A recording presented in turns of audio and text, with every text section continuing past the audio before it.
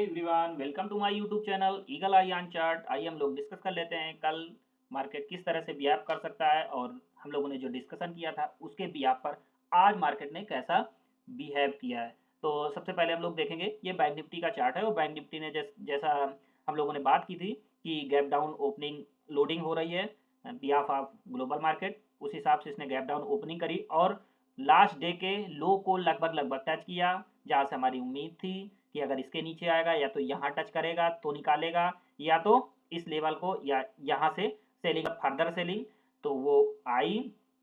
उसके बाद हम लोगों ने यहाँ पर अच्छा प्रॉफिट भी बनाया। अब जैसा कि आप देख पा रहे हैं ये इस तरह की कैंडल है, ऊपर से यहाँ पर सेलिंग प्रेशर है और नीचे से जितना जितना बड़ा बॉडी है उससे लगभग बड़ा यहाँ पर विक है।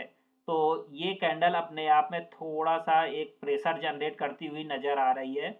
तो कल के लिए हम लोग प्लान करेंगे, एक तो यहाँ पर 48,000 का राउंड फिगर है बट वो मायने कम रखेगा क्योंकि वैसे तो ये बहुत अच्छा यहाँ पर वेटेज रखता है जो राउंड फिगर रहता है। इतनी सेलिंग आने के बाद यहाँ पर बहुत ज़्यादा फास्ट सेलिंग आने के चांसेस थोड़े से कम होते नज़र आ रहे हैं। अब यहाँ से क्या करेगा, बिग मनी करेगा तो गैप डाउन कर करके ऐसे छोटा छोटा वहाँ पर ओपनिंग क्लोजिंग कर देगा, लेकिन आपको जो बड़े बड़े मूव हैं वो गैप डाउन गैप अप में करने की ज़्यादा उम्मीद यहाँ से दिखाई दे रही है। तो आप लोग ज़्यादा उछल कूद नहीं करिएगा, टू द पॉइंट चलिएगा और अपना छोटा छोटा प्रॉफिट बनाते चलिएगा। तो सबसे पहले हम लोग आते हैं आवरली चार्ट पे। आवरली चार्ट में जैसा कि आप लोग देख पा रहे हैं यहाँ पर ये पहली कैंडल इसने ग्रीन बनाई, सेकेंड कैंडल कल के लो को लगभग टच किया और वहीं से यहाँ पर प्रेशर जनरेट होना शुरू हुआ।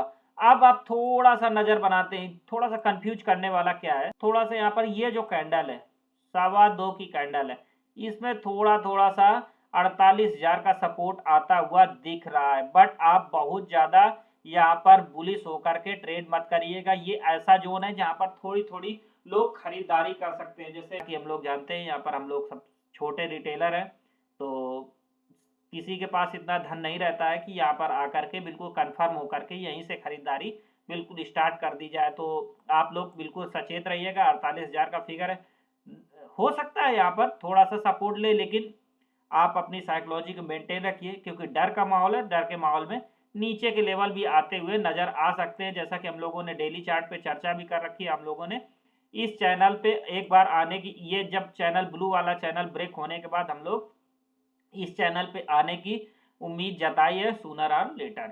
ऐसी उम्मीद हम लोग क्यों जता रहे हैं कि थोड़ा सा यहाँ पर अब थोड़ा सा सेलर और बायर दोनों आने की उम्मीद इस वजह से जता रहे हैं। उसके पीछे के कंपोनेंट आप देखिए, पीएसयू सेक्टर का मेन जो कंपोनेंट है एसबीआई, एसबीआई को आप जब देखेंगे तो देखेंगे एक ये चार्ट है, एक ये कैंडल है। अब आप देख पा रहे हो यहाँ से ऐसा दिख रहा है कि बुलिश कैंडल है। ये बुलिश कैंडल लेकिन तब मानी जाएगी जब इसके हाई के ऊपर ट्रेड करने लगेगा।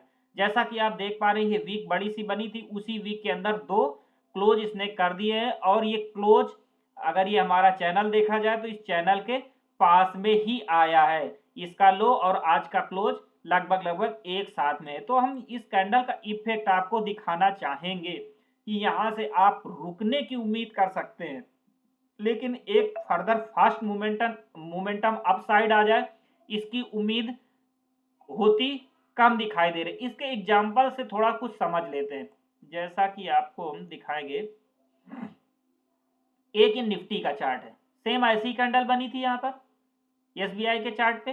देखिए उसके बाद इसने दूसरे दिन ही इसके लो को तोड़ दिया, बट एसबीआई ने नहीं तोड़ा है। आप देखिए क्योंकि ये सपोर्ट पे बना है और थोड़ा सा मार्केट का मूड के हिसाब से भी चल रहा है, तो इसने चैनल तोड़ा। अब ये उसी तरह की कैंडल फॉर्म हुई है बट ये उल्टी फॉर्म हुई है, तो ये नीचे जाती हुई दिखाई दे रही है। नीचे जाती हुई इसमें नीचे का वेट ज्यादा दिखाई दे रहा है, बट थोड़ा थोड़ा नीचे धीरे धीरे जाएगा। इसकी उम्मीद क्यों जताई जा रही है, क्योंकि एसबीआई है, आप देखिए इस तरह पे खड़ा है और इस जब ये कैंडल बनती है तो देखना है फ्रेंच का चार्ट, और फ्रेंच का चार्ट आप देखिएगा कुछ उसी तरह जैसा एसबीआई ने ये बनाया है वैसी ही कुछ चार्टिंग होती हुई कैंडल्स फॉर्म होती हुई नजर आएंगी इसके चार्ट पर। आप लोग देखिएगा नेक्स्ट ऐसी ज्यादा उम्मीद है एसबीआई।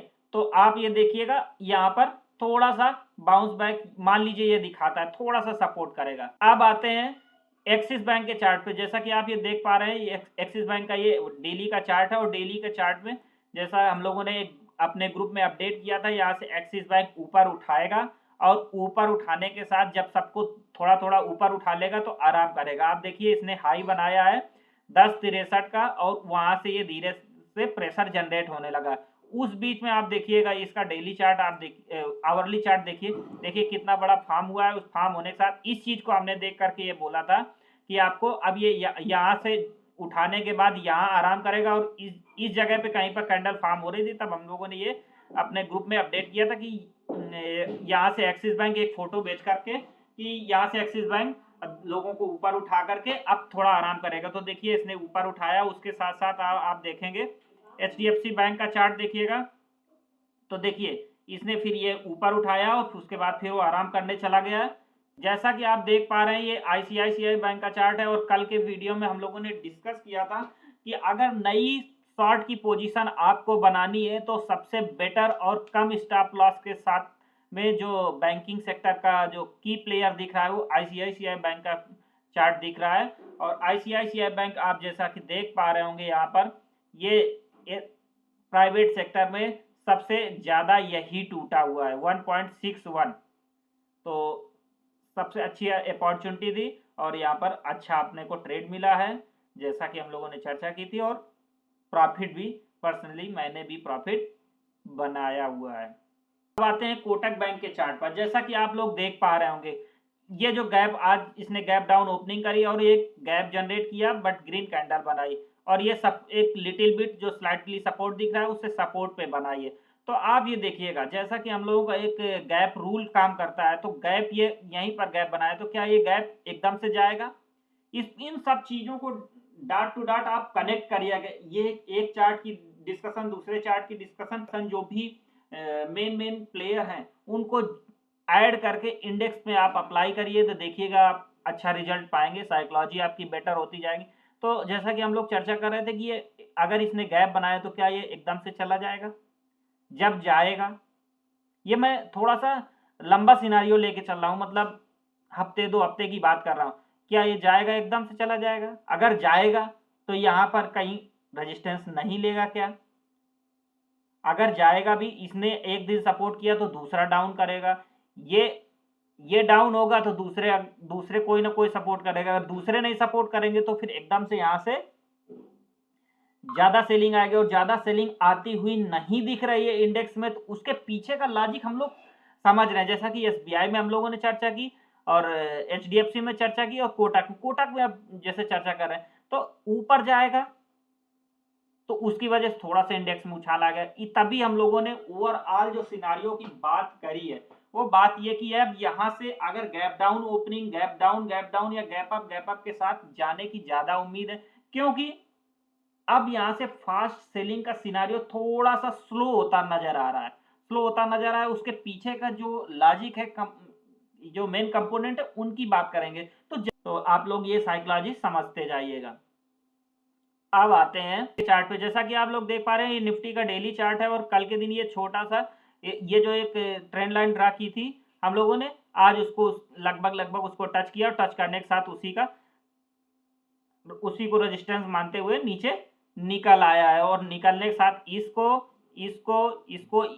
ब्रेक करने के साथ इसको भी ब्रेक कर दिया है। तो आप देखिएगा कि अपनी ये ट्रेंड लाइन काम करती हुई अच्छे से नजर आ रही। तो जस्ट अब ये हमारे नीचे के टारगेट ओपन होते नजर आ रहे हैं। तो यहाँ पर एक छोटा सा हम लोग आप पे ध्यान केंद्रित करना चाहेंगे इस चीज पे कि 23,000 का फिगर, राउंड फिगर आ तो गया है पास में, बट आप ध्यान रखिएगा इस 23,000 के पास से जो बिग मनी है रिटेलर के साथ कैसे खेल सकता है। तो आप ध्यान रखिएगा 23,000 पर आ करके यहाँ पर फुल्ली अग्रेसिव नहीं होना है।